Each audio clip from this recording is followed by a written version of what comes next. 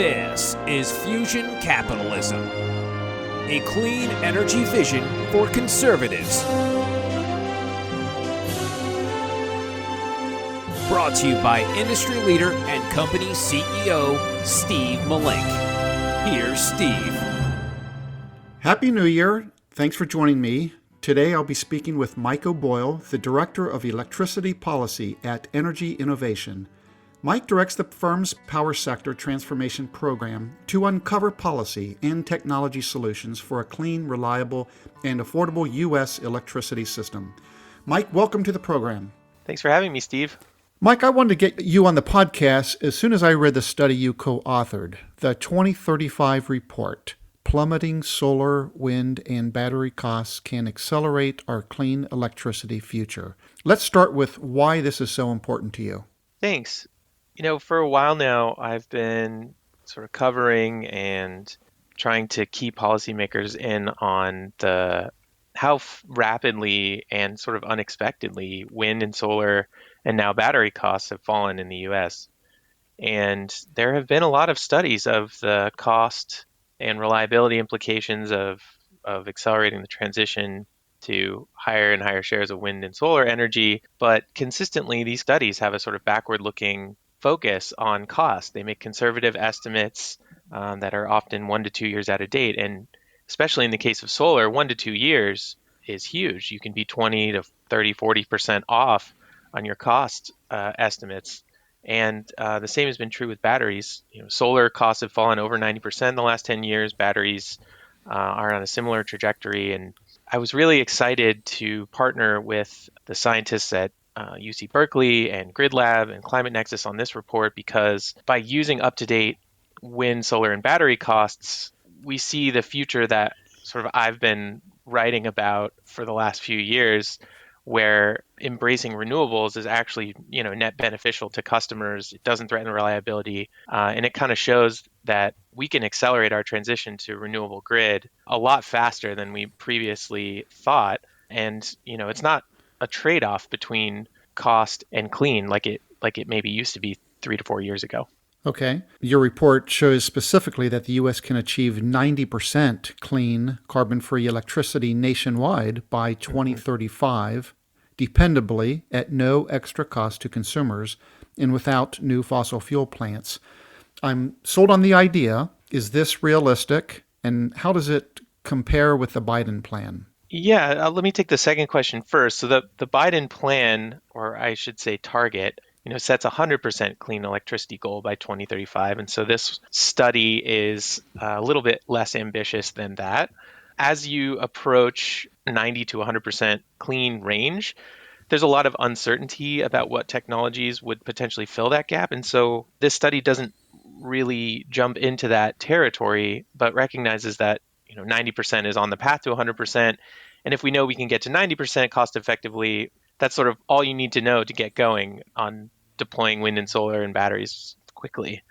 And, what is it going to take? I would say the biggest takeaway for us was, even though customers may see bill reductions from this future, strong policies are still needed to achieve it. The modelers set up business as usual case, where there was no policy, and coal and natural gas sort of persist. There is a good amount of new wind, solar, and batteries without policy intervention, but as soon as you enact a strong federal clean electricity standard, which is the main sort of policy recommendation from our policy roadmap, it completely changes the deployment pattern. So the biggest challenge, other than getting either, an extension of subsidies for renewables, or a strong federal standard or stronger state standards in aggregate, is actually deploying that much wind and solar and batteries every year, which we've never done. We sort of need to double our historical maximum deployment of these technologies starting in 2021, and then sort of maintaining that pace and actually increasing it by the 2030s. We need to sort of be triple that. So we really need to see a quick acceleration of deployment of these technologies, and that's why policy is so important. I see. And did I hear you correctly that you say that we have to double our clean energy generation from solar and wind every single year up up until maybe Not double 2030? the total energy. We need to double the rate that we're building these things Oh, from today. yes, Yeah. gotcha. Okay. Every election cycle, we always hear that four-letter word jobs. And you say that with this plan, we can see a net increase of more than 500,000 energy sector jobs each year. Tell us more about that. So most of those jobs come from construction of these new facilities. There is a net loss in jobs in the coal and natural gas industries, but those are more than offset by all of the new construction jobs if we do meet these deployment goals. That's where most of the new employment is coming from. There's been a lot of discussion about who wins and who loses from something like a strong federal clean electricity standard. And of course, the workers in coal mines and coal-fired generation, they're going to be disproportionately affected by a strong federal policy like this. And we do in the policy brief sort of outline some of the ways to help those communities transition to away from coal to different industries, including the clean electricity industry. Okay. And so I'm just trying to quantify this opportunity 500,000 energy jobs per year. And this is a 15-year plan. So are we talking like 7.5 million jobs over the next 15 years? No, the 500,000. So the way these models work is they give you job years. Some construction project or infrastructure project will give you some number of people for 1 year. And the 500,000 is an average. That's sort of how many full-time employees you would get for the 15-year duration.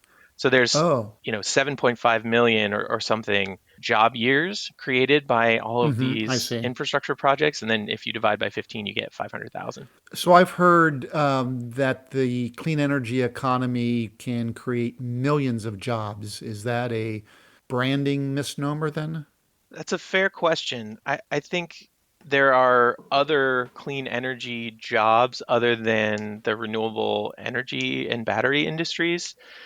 Efficiency is by far the largest job creator today Hmm. in the clean energy economy. I think it's like 2 million people or more employed in the energy efficiency Okay. industry. And electric vehicles, you would classify both I see. manufacturing and Okay. selling. And So those industries were not included in your job count then.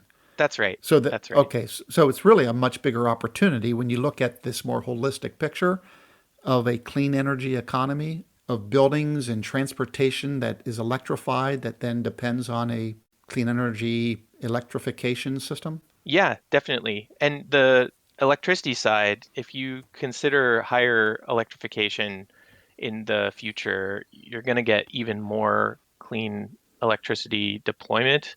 And so more jobs happening in the electricity industry. There are a lot of jobs associated with clean vehicle manufacturing, but you also have to account for the lower maintenance costs associated with electric Sure. vehicles. There will be some jobs lost there. Yes, I So, see. Okay. the clean energy transition, it creates a lot of winners and Yeah. losers. And Yeah. when you have strong federal policy, you're moving money around in the economy, I think, in ways that save customers money and avoid catastrophic impacts of climate change and air pollution. These are beneficial, but the transition is going to be hard for a lot of people. Yes, I see. Okay. So I mentioned that your group, Energy Innovation, is a nonpartisan energy and climate policy firm, but it seems in these days there's nothing partisan when it comes to the climate debate. So how do you toe that line? We focus on analysis that is fact driven and fact based. We don't tiptoe around climate science. We use the best available science to estimate damages and cost of climate and incorporate those into our analysis, but we're not interested in the success or failure of parties. We provide analysis to sort of any policymaker that's interested in making a difference and accelerating a transition to a clean energy future. It's obvious when you look at American politics that one party is going to be more interested in that analysis than another, generally speaking. But we certainly don't prefer one or the other per se. Okay, that makes sense.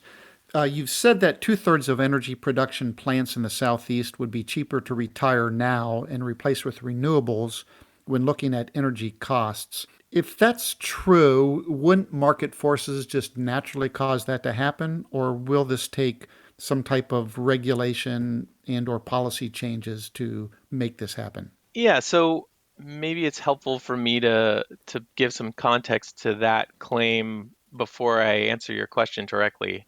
That number comes from an analysis Energy Innovation published in 2019 called the coal cost crossover. And so we compared the going forward cost, the marginal cost of operating a coal-fired power plant. So that includes fuel costs and operations and maintenance costs with the all-in cost of local wind or solar within 35 miles of that plant. When you compare those two variables, the levelized cost of energy of new wind and solar versus the marginal cost of operating a Mm-hmm. coal plant, we saw actually kind of an unexpectedly high share of those coal plants were actually uneconomic compared to new wind or solar. And the implications of that for the Southeast are that consumers could really benefit from early retirement of a lot of these coal-fired power plants. Actually, the ratio is even higher in the Southeast, something like 90%. The two-thirds Wow. was a nationwide figure.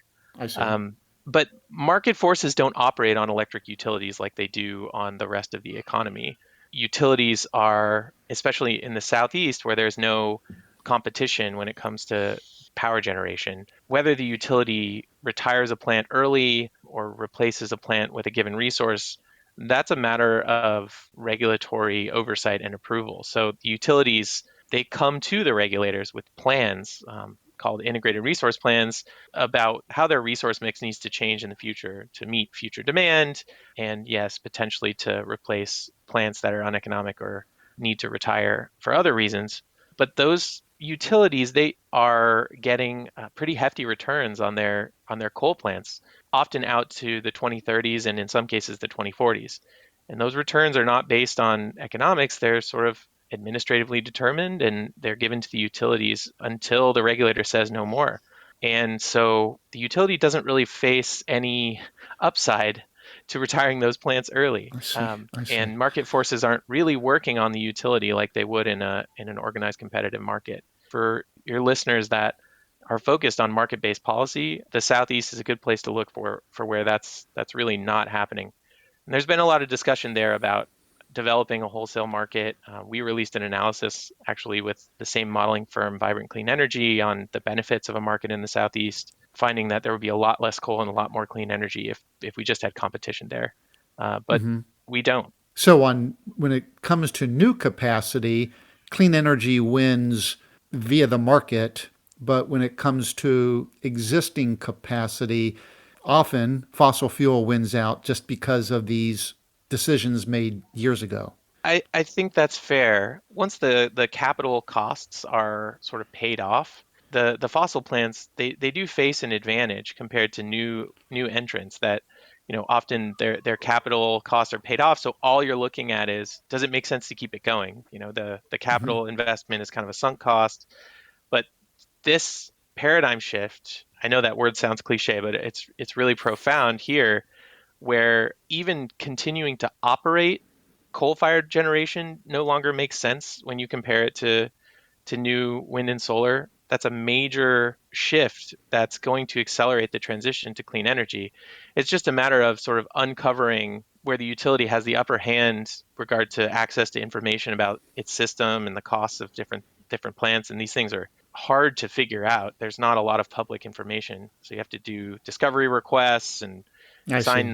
non-disclosure agreements just to figure out like what are the economics of these plants. And so, yes, the way you've characterized it is fair. Okay, sure. I would imagine that mostly applies to coal fire plants. And coming up in the second part of my conversation with Mike O'Boyle, the Director of Electricity Policy at Energy Innovation, we'll do a deep dive into Mike's New York Times opinion piece titled, "When Will Electricity Companies Finally Quit Natural Gas?" It's sort of time to stop digging the hole deeper that we then need to climb out of to have a safe climate future. Thanks for listening to Fusion Capitalism. To find out more about Steve Malink and his book, go to fusioncapitalism.com. This has been a production of Forbes Books Radio.